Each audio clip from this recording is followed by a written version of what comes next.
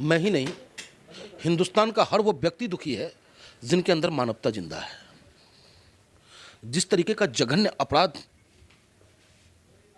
इन गौ रक्षकों के नाम पर गुंडागर्दी करने वालों ने किया है वो अक्षम्य है।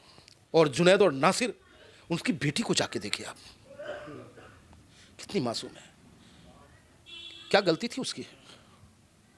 जहां भारतीय जनता पार्टी की सरकार होगी और उसके गुंडे, उनके अनुशासित संगठन के लोगों की हत्याएं पे हत्या करेंगे, खुलेआम धमकियां देने का कार्य करेंगे, उसके बावजूद प्रशासन उसकी गिरेबान तक अपना हाथ नहीं डाल पा रहा। अपराधियों के समर्थन में पंचायतें होती है। बहुत दुखी हूं साहब, परिवार को न्याय दिलाने की मांग कर रहा है, लेकिन यह सरकार गूंगी और बहरी बनी हुई बैठी हुई है, बेदर्द बन के बैठी हुई है, जिसका मैं पुरजोर विरोध करता हूं। और इस सरकार से कहता हूं कि जाग जा सरकार, नहीं तो जनता अगर जाग गई तो सिंहासन तेरे बाप का नहीं है। खाकी में वो दम नहीं रहा कि गौ तस्करी को रोक दे। उसको रोकने के लिए गुंडों की आवश्यकता पड़ गई है। यह देश तालिबान की ओर जाएगा, यह देश पाकिस्तान की ओर जाएगा कि निर्णय अपराधी लेंगे। से पूछना चाहता हूं कि आपके पार्टी के अध्यक्ष हैं मेघालय के, नागालैंड के, भारतीय जनता पार्टी के, जो खुलेआम कहते हैं कि मैं काऊ मीट खाता हूं, उसके लिए वो क्या कहेंगे? वहां बजरंग दल वाले बैठे हैं। मैंने कहा सुन, बजरंग दल से तू डरता होगा, ये सिपाही है बैरिस्टर असदुद्दीन ओवैसी का। संविधान के दायरे में रह करके अपने हक की लड़ाई, अपने लोगों की लड़ाई में लड़ता रहूंगा, और अगर तू जाने नहीं देगा तो मुझे गिरफ्तार कर और जेल भेज। स्वागत है आपका AR न्यूज़ इंडिया पर। मैं हूं आपके साथ आकिल रजा। राजस्थान के दो मुस्लिम युवक जिनको पहले अगवा किया जाता है और उसके बाद हरियाणा में जाकर उनको जिंदा जला दिया जाता है। तमाम दिन बीतने के बावजूद भी लिखित शिकायत पीड़ित परिवार की है, लेकिन उसके बावजूद कहीं ना कहीं ये आरोप लग रहे हैं कि जो मुख्य आरोपी है उसको बचाने का काम किया जा रहा है और पुलिस की कार्यवाही पर भी सवाल खड़े हो रहे हैं। हमारे साथ पंडित मनमोहन झा हैं जो AIM-IM के नेता हैं, इनसे हम बात करते हैं। सर, जघन्य अपराध है, इस तरह की घटनाओं को कैसे देखते हैं? ऐसे में जब ये आरोप लगाया जाता है कि उस एरिया में गो तस्करी बढ़ रही है और इसी की वजह से ये घटनाएं हो रही हैं। देखिए, पहले तो मैं बताऊं, इन घटनाओं से मैं ही नहीं, हिंदुस्तान का हर वो व्यक्ति दुखी है जिनके अंदर मानवता जिंदा है। जिस तरीके का जघन्य अपराध इन गौ रक्षकों के नाम पर गुंडागर्दी करने वालों ने किया है वो अक्षम्य है। लेकिन सरकार कांग्रेस की है, वो कांग्रेस की सरकार जो ताकत में ही आती है उस समाज से जिस समाज की हत्या की गई। लेकिन कांग्रेस मुख दर्शक बनी रही। कांग्रेस ऐसे आतंकवादियों को बरी करने का काम किया जो खुलेआम 47 लहराता हुआ उसका वीडियो वायरल हो रहा हो। आखिर देश चलेगा कैसे? और हरियाणा, क्या खट्टर बाबा संविधान से ऊपर है?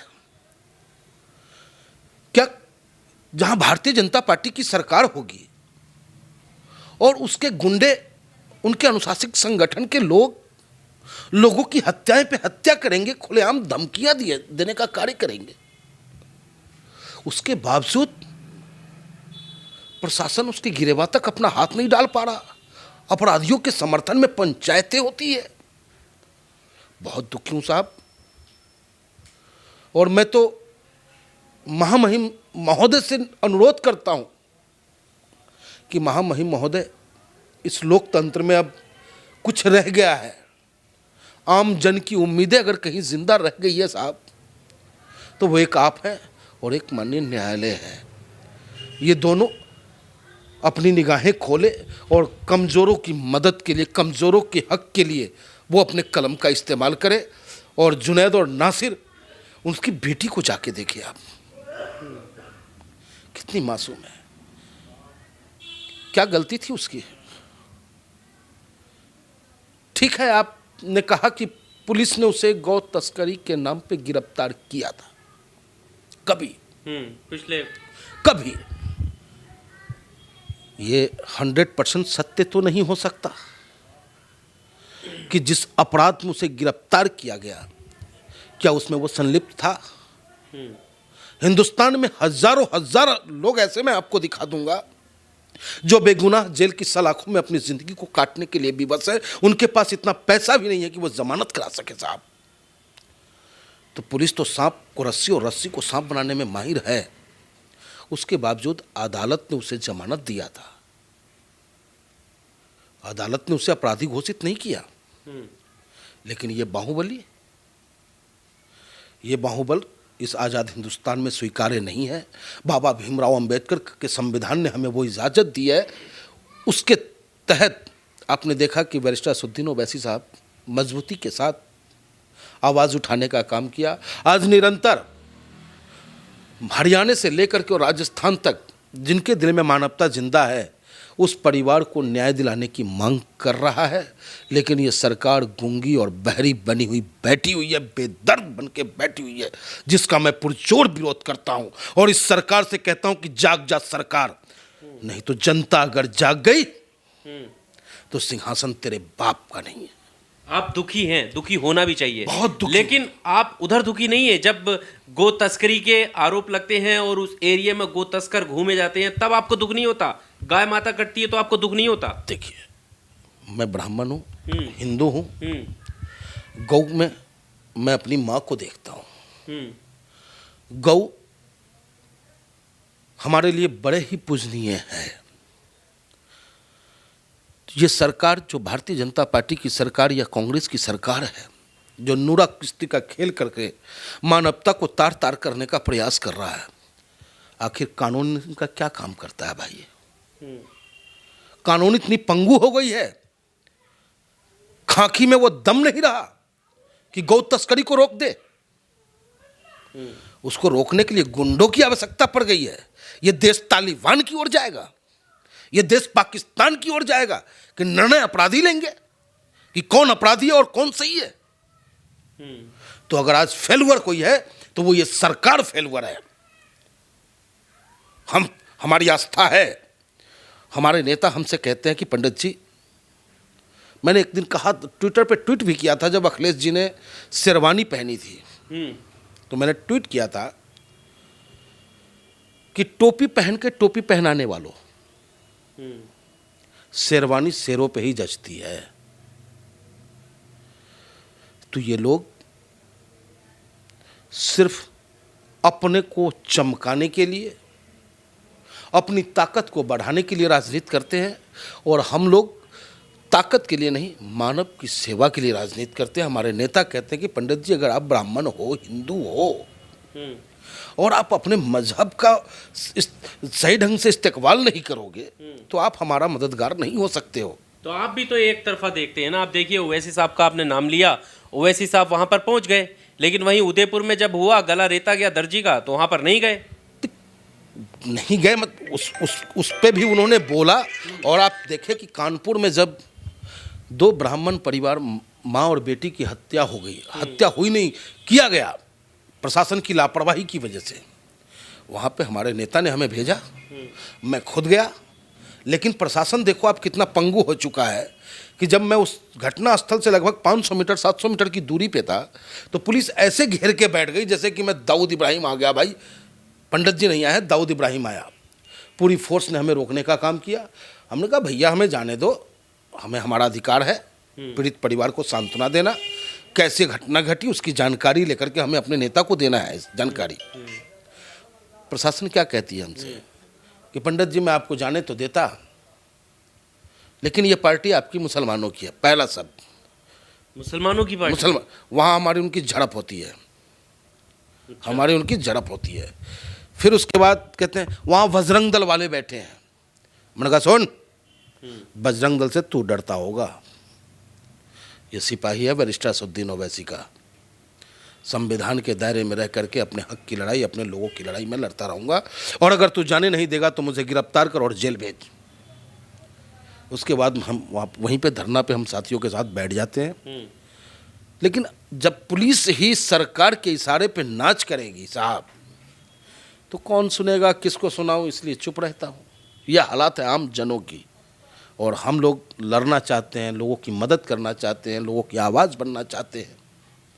और निश्चित रूप से सनह सनह उस मार्ग पे हम पहुंच जाएंगे। तो अब जो वहाँ पर जो नूह में जो चल रहा है, जो मेवात का इलाका है, वहाँ पर जितने विरोध प्रदर्शन हो रहे हैं कि कार्रवाई होनी चाहिए, दूसरी तरफ समर्थन में रैलियाँ, महापंचायत हो रही हैं और महापंचायत कंटिन्यू हो रही हैं और पुलिस को भी धमकाया जा रहा है। अब आप ऐसे में ये ट्रेंड किस ओर इशारा कर रहा है? इससे पहले भी सरकारें रही हैं। आज 75वां अमृत महोत्सव की हम बात करते हैं। अमृतकाल में जी रहे हैं। अमृतकाल नहीं, ये 20 काल है साहब, जहां इंसान इंसान का दुश्मन होता जा रहा है। अपराधियों के समर्थन में पंचायत होने लगे, अपराधियों के बचाव में पुलिस खुद स्वतः खड़ा हो, वहां पे सरकार मौन बैठ जाए, तो स्थिति वही दर्शाता है जिस तरीके से द्रौपदी का चीरहरण जब हो रहा था, तो उस सभा में कर्ण भी था, विश्व का सबसे ताकतवर व्यक्ति भीष्म पितामह भी था, और वो मौन बैठा रहा। उसका नतीजा रहा कि महाभारत हुआ। तो ये भारत है, भारत की जमीन वीरों से खाली नहीं है।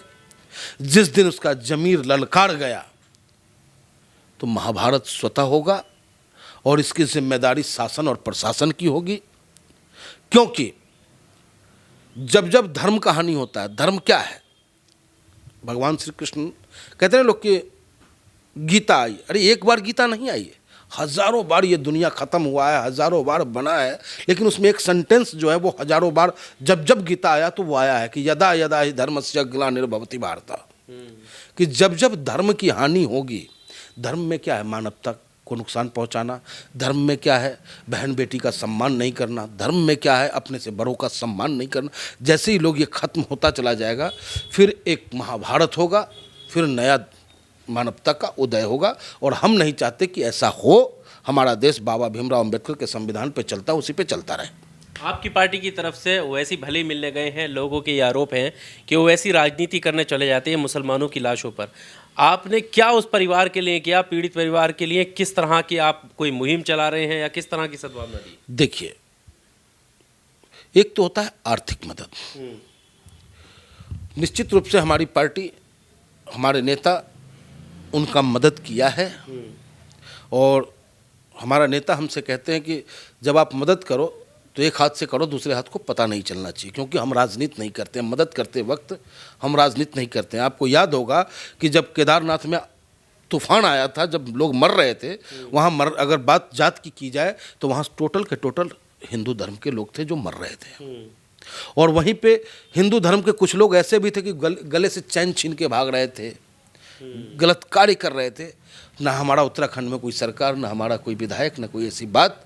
उस वक्त भी हमारे नेता ने जो साहब 5 करोड़ रुपए का दवाई और खाने पीने का सामान वहाँ देने का काम किया। अब बात पे बात चली है तो मैं आपसे कह दिया, नहीं तो हमारा नेता हमसे कहता है कि मदद की बातें बार बार आप नहीं कहेंगे किसी से, आप सिर्फ मदद करेंगे।